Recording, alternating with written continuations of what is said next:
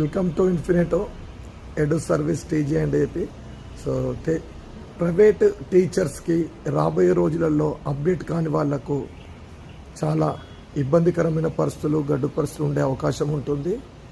మరి AI based labs అని చాలా టెక్నాలజీ అప్డేట్ అవుతున్న తరుణంలో మరి ప్రైవేట్ టీచర్స్ కూడా అలా అప్డేట్ కాకుంటే సీనియారిటీ అని కానీ సీనియర్ టీచర్ అనే హోదా కూడా ఉండకుండా పోతుంది.